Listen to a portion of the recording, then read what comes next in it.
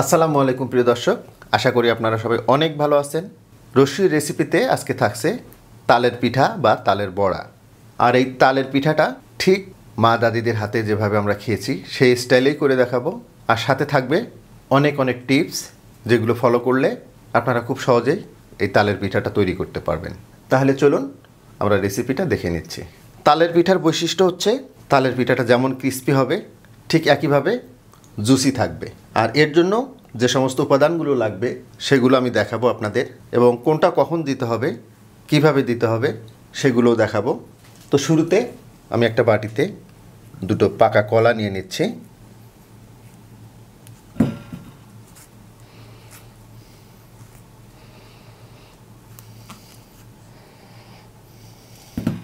কলা দুটোকে আগে আমি ভালোভাবে চেটকিয়ে নিব।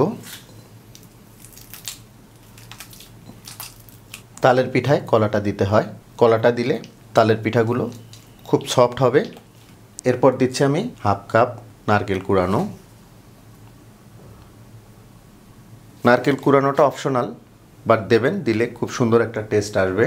দিচ্ছি 1 কাপ চিনি। সবসময় চিনিটা আগে দেবেন, কেননা চিনিটা যদি পরে দেওয়া হয় তাহলে কিন্তু এটা পানি ছাড়বে, আর তাতে করে ব্যাটারের যে ডেনসিটি সেটা কিন্তু ঠিক থাকবে না। এই জায়গায় আমার একটা প্রশ্ন আছে, তালের পিঠায় তাল আগে নাকি চালের গুঁড়া আগে? উত্তরটা আমি দিচ্ছি, অবশ্যই তালের পাল্পটা আগে। কেন তালের পাল্পটা আগে দিতে হবে সেটা আমি বলবো আপনাদের। আমি 1.5 কাপ তালের পাল্প দিলাম। আর এই তালের পাল্পটা কত সহজেই তাল থেকে বের করা যায় আমার একটা ভিডিও আছে, আমি ডেসক্রিপশন বক্সে দিয়ে দিব, আপনারা দেখে নিতে পারেন। হাত দিয়ে খুব ভালোভাবে মিক্সড করতে হবে।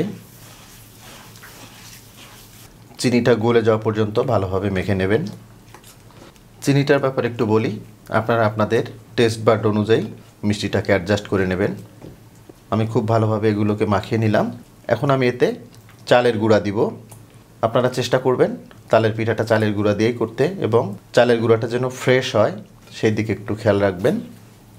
আমি চালের গুঁড়োটা অল্প অল্প করে দিব এবং মাখিয়ে নিব। এইবার বলি আপনাদের, যেহেতু এটা তালের বড়া, তো এটার মেইন ইনগ্রিডিয়েন্টস কিন্তু তালের পাল্প। তো তালের পাল্পটাকে ঠিক রেখে ব্যাটারের ডেনসিটিটা ঠিক করতে হবে চালের গুঁড়ো অ্যাড করে। আগে চালের গুঁড়ো নিলে, যেহেতু তালের পাল্পটা লিমিটেড, চালের গুঁড়ো নিলেন, এরপরে দেখলেন যে তালের পাল্প কম হয়ে গেল, তখন কি করতে হবে? পানি দিতে হবে।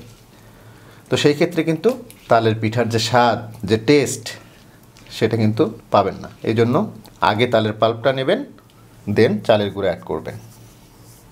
আরেকটা বিষয় বলি, অনেকে আপনারা লবণ পছন্দ করেন পিঠাতে, যারা পছন্দ করেন তারা একটু লবণ অ্যাড করে নিতে পারেন। আমি অলরেডি 1 কাপ চালের গুঁড়া দিয়ে দিয়েছি, আর একটু লাগবে, আমি আরও হাফ কাপ নিলাম, অল্প অল্প করে অ্যাড করব। ব্যাটারের ডেনসিটিটাও কিন্তু অনেক বড় ব্যাপার।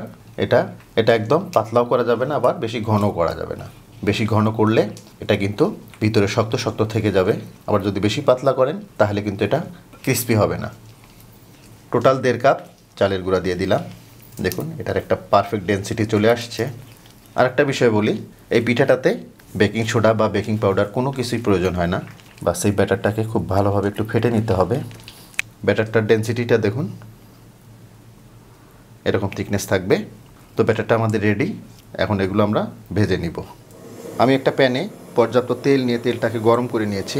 পিঠাটা ভাজার আগে অবশ্যই খেয়াল রাখবেন যেন তেলটা পর্যাপ্ত গরম থাকে, না হলে কিন্তু পিঠাটা ফুলবে না।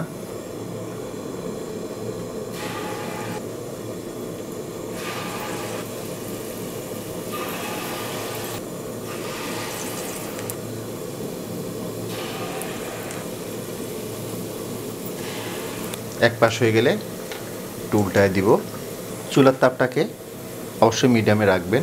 আরেকটা বিষয় বলি, পিঠাগুলো এমনভাবে দেবেন যেন একটা আরেকটার গায়ে না লেগে যায়, তাহলে কিন্তু জয়েন্ট লেগে যাবে। পিঠাগুলোকে কোনো অবস্থাতেই হাই হিটে ভাজা যাবে না, তাতে করে উপরের অংশটা পুড়ে যাবে, ভিতরে কিন্তু কাঁচা কাঁচা থেকে যাবে।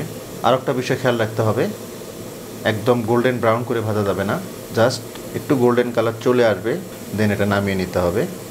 শেষের দিকে কিন্তু খুব দ্রুত কালারটা পরিবর্তন হয়ে যাবে, খেয়াল রাখতে হবে। দেখুন আমাদের যে ডিজায়ার্ড কালার সেটা চলে আসছে। তো এখন আমরা এটা নামিয়ে নিব। দেখুন সুন্দর একটা কালার চলে আসছে। তো আমরা এই ব্যাচটা নামিয়ে নিচ্ছি। দেখুন কত চমৎকার একটা কালার আসছে। দেখুন পিঠাটা কত চমৎকারভাবে ফুলে গেছে। আমরা কিন্তু কোনো বেকিং সোডা বা বেকিং পাউডার কোনো কিছুই ব্যবহার করিনি। তো একইভাবে বাকি ব্যাচটাও ভেজে নিচ্ছি। 2 ব্যাচ পিঠা ভাজার পরে আমি ফিরলাম। দেখুন এবার একটু দেখুন পিঠাগুলো কত সুন্দর কালার আসছে। দেখুন একদম পারফেক্ট তালের পিঠা। বাইরেটা কিন্তু একদম ক্রিস্পি। দেখুন একটু ভেঙে দেখাই। দেখুন ভিতরটা খুব সুন্দরভাবে সিদ্ধ হয়ে গেছে এবং ভিতরটা কতটা জুসি একটু দেখাই। দেখুন একদম জুসি, বাট বাইরেটা একদম ক্রিস্পি। দেখুন যাই হোক, আশা করব তালের পিঠার এই রেসিপিটা আপনাদের অনেক ভালো লাগবে। আর ভালো লাগলে কিন্তু আমার সার্থকতা। যদি ভালো লেগেই থাকে তাহলে রিকোয়েস্ট করব লাইক, শেয়ার এবং কমেন্ট করার জন্য। আর আপনি আমার চ্যানেলে নতুন হয়ে থাকলে রিকোয়েস্ট করব আমার চ্যানেলটাকে সাবস্ক্রাইব করার জন্য। তো আজকে এ পর্যন্তই। আবার নতুন কোনো রেসিপি নিয়ে আপনাদের সামনে হাজির হব। সে পর্যন্ত সবাই অনেক ভালো থাকবেন, সুস্থ থাকবেন, নিরাপদ থাকবেন। আল্লাহ হাফেজ।